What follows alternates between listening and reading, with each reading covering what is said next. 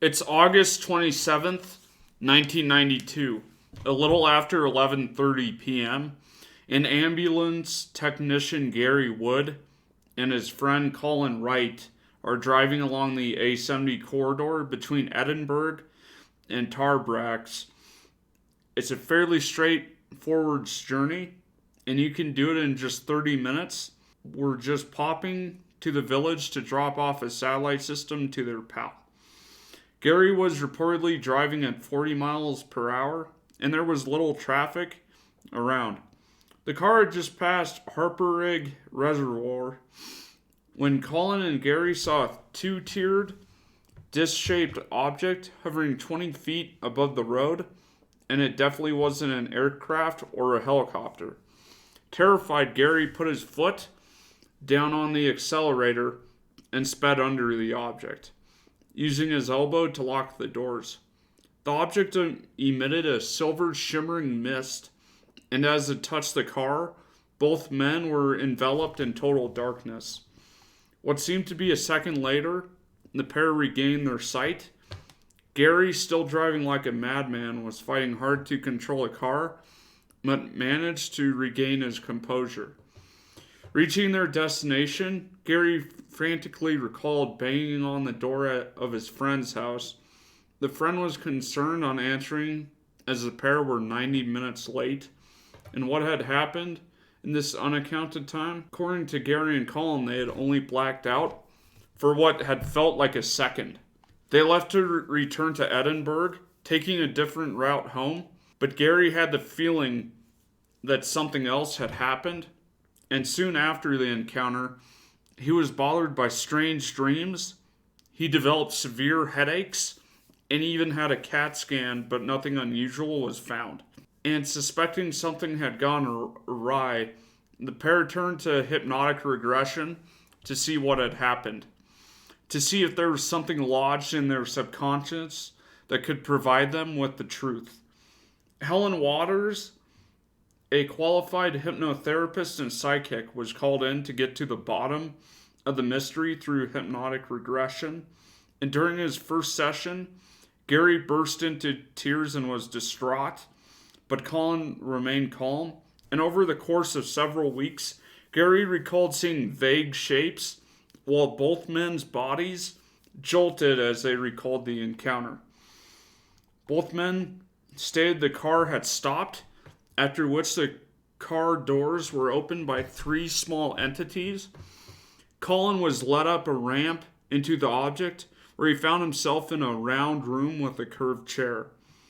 Colin was stripped naked and placed on the chair where a medical examination was conducted on him. And Garry remembered being taken into a round room with a raised table, and he too was stripped and placed on the table. And both men came back from their encounter with scars which previously had not been there, which further added to the mystery. The men have never changed their stories and even passed a lie detector test on TV. Their experiences are now referred to as the A70 abduction incident. Garry Wood and Colin Wright had made headlines across the globe when they revealed their extraordinary story of being taken prisoners by ETs in a flying saucer as they were driving towards a village in Lanarkshire to deliver a satellite TV system to a friend. After being hypnotically regressed, they recalled in astonishing detail how they were taken on board the craft, stripped, and examined by strange creatures before being returned to their vehicle on the A70 corridor to Lanark Road on the outskirts of the capital, with newly declassified secret government X-files revealing that a 2-page report was written on what became known as the A70 abduction incident that was sent to the Ministry of Defense's UFO desk in 1996, 4 years after the incident happened. The document, headlined Unexplained Aerial Sighting, is based on evidence provided by Mr. Wood, then a 33-year-old ambulance tech from Edinburgh, where he and his friend were on their way to the village of Tarbrax in South Lanarkshire when the incident happened. About 10 p.m. at night, they spotted a black object in the sky above them. It had no lights, was round at the bottom, had 3 parts to it, and was 30 feet wide. And the document continued on with, Mr. Wood was driving along the A70 when the object dropped a curtain of white light in front of the car. Mr. Wood and his friend blacked out for what seemed like 10 to 15 seconds, and he thought he had died. Then he woke up. The car was facing the other direction on the wrong side of the road, and when he checked his watch, he had lost about 1 hour of time. According to the report, Mr. Wood contacted the police, a doctor, a university, and even a psychologist to get some sort of explanation. Mr. Wood said in a newspaper interview in '96, quote, I saw 3 creatures coming towards my car. I felt intense pain, like an electric shock. Then I was in some room. I saw these things like wee men moving about, doing something to me. I could only see up. Then this 6-foot tall creature approached. It was white gray in color, with a large head, and dark eyes with a long, slender neck, very slim shoulders, and a waist. So an insectoid. There were either ribs or folds of skin on its body. The arms were like ours, but there were 4 very long fingers. The little ones, the grays, were about 3 foot tall and seemed to do all the work, while the big ones did the communication. He said one of the aliens spoke to him and said, Sanctuary. We are here already, and we are coming here. Mr. Wood also claimed that a red-hot poker-like object was put into his eye as the aliens carried out their examinations. So the documents that were released also include details of a lengthy briefing on UFO policy, which was given to Tony Blair when he was Prime Minister, when the government was about to implement the Freedom of Information Act, and the findings of an unexplained aerial phenomena study which suggested that some UFOs were rare atmospheric plasmas that could be harnessed or used by the military as novel weapon technology. A 1982 memo also noted that a fallen numbers of UFO sightings since the beginning of the Falklands War, but reported, quote, large numbers of UFOs have been seen in the vicinity of the task force, presumably little green men in ponchos. Nick Pope, who ran this project from 91 to 94, said, these are probably the most fascinating and bizarre government files ever made publicly available. The question of whether or not we're alone in the universe is one of the biggest and most profound questions we can ask. People are fascinated with the idea that we might have been visited, and these file charts the Ministry of Defense's attempts to grapple with that question. There's massive interest in UFOs, and at one point the MOD was getting more FOIA requests about UFOs than any other object. And whether you think UFOs are alien spaceships, these documents are the real-life X-Files. So I found another blog talking about the abduction part, so I wanted to rehash that. As the UFO came closer, a bright light emanated from it. Garry sped up the car in an attempt to get away from the bizarre object, and what happened next remains an enigma, but both men passed out for what they believed to be a couple of seconds. When they came to, the car was facing the opposite direction, even though they had no recollection of turning around.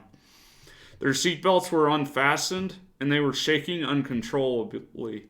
Even more ominous, 2 hours had somehow passed, and over the forthcoming days, Garry and Colin felt completely drained of energy, but couldn't sleep. They both experienced disturbing dreams and had severe headaches. They decided to contact the British UFO Research Administration, who suggested being hypnotized in an attempt to discover what took place during those 2 hours. During these sessions, both men recalled sitting in the car when it was stopped below the UFO. Then, alien-like creatures departed the floating object and approached the car. Garry then recalled feeling an excruciating pain in his stomach. You know, live, you've been electrocuted, he said. They were taken to the UFO by the aliens and taken to a featureless room where they were stripped naked and examined before being placed into a transparent container and strapped in.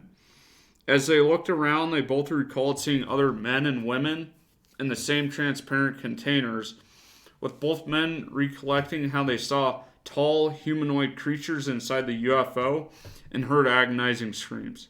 Detailed what they experienced, they became extremely shaky and often cried as they recalled the bizarre experience. They spoke of one taller humanoid creature who seemed to oversee the entire episode.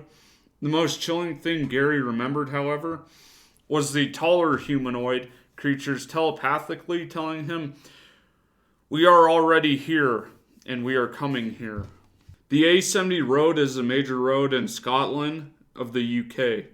It runs a total of 74.3 miles from Edinburgh to much of the road is over elevated, desolate moorland, and it ascends several times on its course to heights over 1,000 feet above sea level. And because the wind enjoys an easy and uninterrupted passage over its length, in winter the road is frequently closed by snow, even by modest snowfalls.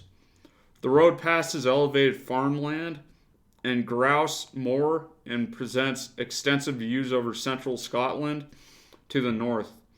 According to tradition, Robert Burns stopped at the formerly thatched Wee Bush Inn in Carnwath on his way to Edinburgh. Quite a likely event since the road is the most direct link between the Scottish capital and Burns' native Ayrshire. As the story has it, all Burns could think of to engrave on the inn window was, I'm not reading that, which neatly sums up the prospect for anybody facing the walk, ride, or cycle along it, especially in winter, basically meaning the long road. It was one of the roads along which the notorious people Burke and Hare bought the cadavers of their victims for the Edinburgh Medical College to dissect. The Big Road Atlas shows the A70 as one of the 5 most dangerous roads in Scotland, based on the number of serious and fatal accidents between 2007 and 2009 in proportion to traffic. There are many extremely dangerous sections, particularly black spots in the crown of Auchanoon Bray on the approach to Harper Rig Reservoir and the right-angled bends at the east end of the reservoir. Any of the undulating and winding terrain between Balerno and Carnwath, where oncoming cars can be concealed by dips in the road, can be considered dangerous, and there's barely a half-mile stretch of the road between Balerno and Carnwath, which has not witnessed a fatal accident over the past 20 years. This has been your host, Luke. Like this video if you liked it. Subscribe for more. I hope you have a great day. Thanks for watching.